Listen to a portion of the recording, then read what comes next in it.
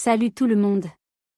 Aujourd'hui, dans cette vidéo, je vais vous parler d'un sujet important pour les parents de nouveau-naissance: comment identifier un frein de langue court chez votre bébé. Je vais vous montrer les signes à surveiller et vous donner des exercices d'étirement simples pour aider à traiter ce problème. Restez avec moi pour en apprendre davantage sur ce sujet crucial pour le développement de votre enfant. Lorsque le frein de la langue d'un nouveau-né est court, cela peut entraîner des difficultés dans l'allaitement et le développement de la parole. Ce frein court, également appelé frein de langue court ou frein de langue ankyloglosse, est dû à un tissu trop court qui relie la langue au plancher de la bouche. Les signes d'un frein de langue court chez un nouveau-né peuvent inclure des difficultés à téter, une succion inefficace, un gain de poids insuffisant, des douleurs pour la mère pendant l'allaitement, et des problèmes de prononciation une fois que l'enfant commence à parler. Pour évaluer la fonctionnalité de la langue, observez si le bébé peut étendre sa langue au-delà de ses lèvres, toucher le palais avec sa langue, et si la pointe de sa langue peut atteindre les bords de sa lèvre supérieure. Ces mouvements indiquent une bonne mobilité de la langue. Il existe différents types de freins de langue courts, tels que le frein de langue antérieur, situé à l'avant de la langue, et le frein de langue postérieur, situé vers l'arrière de la langue. Chaque type peut présenter des symptômes et des implications légèrement différents.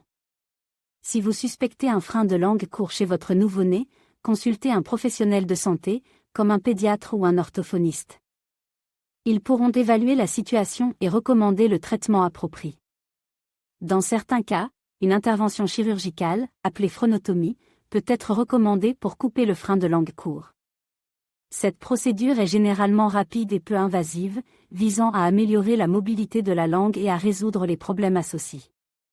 En comprenant les signes, les méthodes de détermination et les options de traitement pour un frein de langue court chez un nouveau-né, vous pouvez agir rapidement pour garantir un développement sain de la parole et de l'alimentation de votre enfant.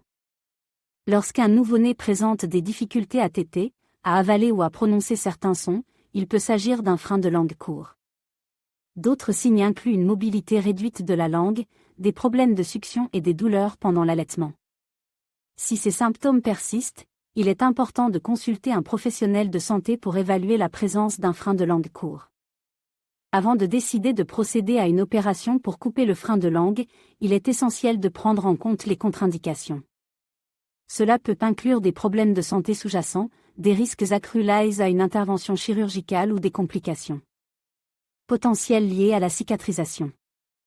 Il existe plusieurs méthodes pour couper un frein de langue court chez un nouveau-né. Les deux principales approches sont la phrénotomie, qui consiste à couper le frein avec des ciseaux ou un laser, et la phrénectomie, qui implique l'ablation chirurgicale du frein. Le choix de la méthode dépendra de la gravité du cas et de l'avis du professionnel de santé. L'opération pour couper un frein de langue court est généralement rapide et peu invasive. Le bébé est souvent endormi ou reçoit une anesthésie locale pour minimiser l'inconfort.